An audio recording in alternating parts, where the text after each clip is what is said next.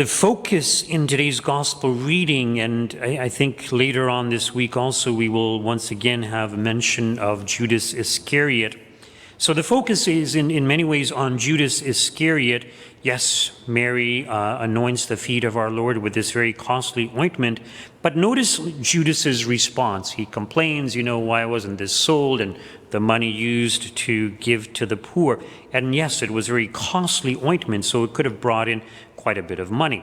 And part of the lesson that we ought to take away from Mary's example is that, we shouldn't spare any expense for honoring our Lord. And this would apply also to our Eucharistic Lord, and hence we have beautiful tabernacles, and ideally chalices should be gold-plated or silver-plated, all for the glory of God, same as with the vestments, the churches, and all these things. So ideally the very best, only the very best for our Lord.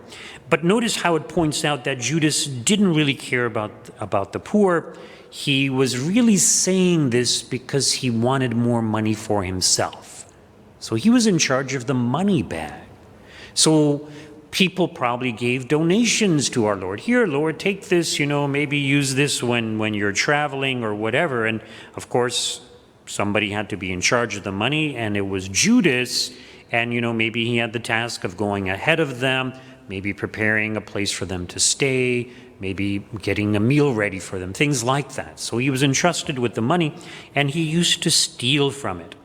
Now, when people steal, sometimes they justify their theft. They argue, well, it's only a little bit.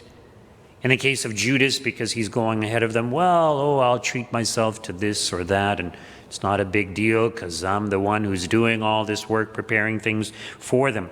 When it comes to stealing, sometimes people confess stealing things from their workplace.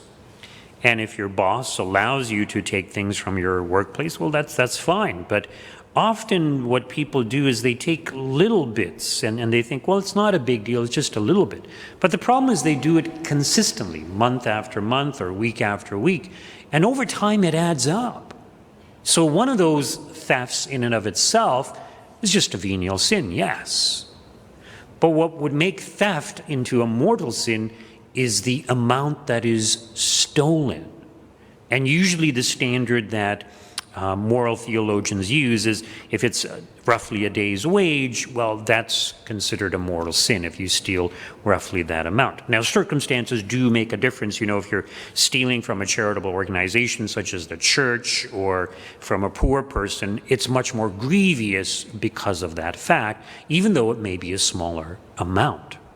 But the point I'm trying to make is that even though those individual sins of theft, neither one of those is a mortal sin, but over a period of time, if you're just stealing pens or paper pads or paper clips or whatever, well, over time it could add up to a day's wage. So in other words, you may have stolen that amount from your company, which would make it a serious sin.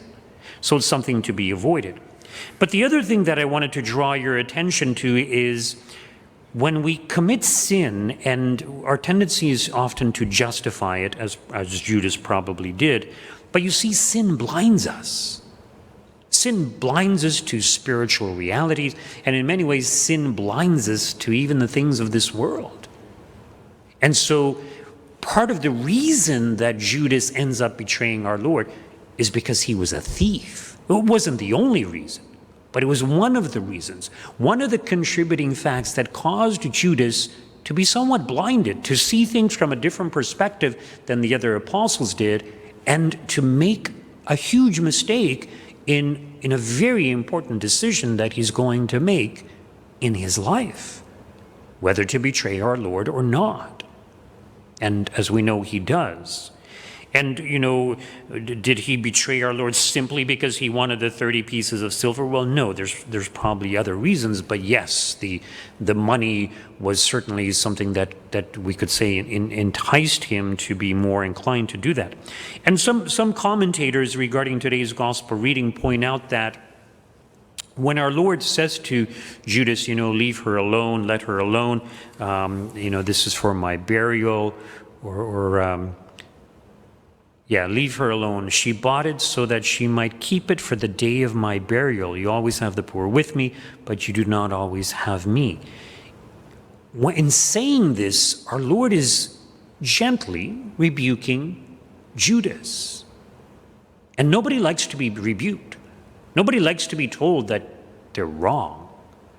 And so some commentators assert that at this point, Judas became resentful towards our Lord because he dared to criticize him, to publicly humiliate him, possibly. Now recall when our Lord rebukes St. Peter, "Get behind me, Satan," far, far more harsh than this very gentle, light rebuke towards Judas. So there's so many things that we can take away from this. So first of all, are we justifying our own sins, even though they may just be venial sins? The ideal is we try to root out all sin from our lives, including venial sins. And secondly, if somebody points out our faults, how do we respond? Do we get angry? Do we become defensive? Or do we consider, well, okay, maybe this person has a good point. Maybe I am overly impatient or prone to anger, or whatever it may be.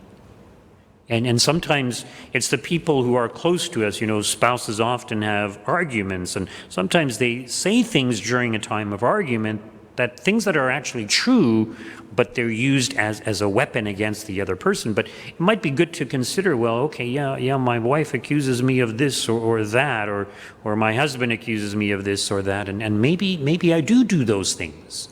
So something for us to consider. We should be open to correction. It is difficult because of our pride. We don't like to admit that we were wrong.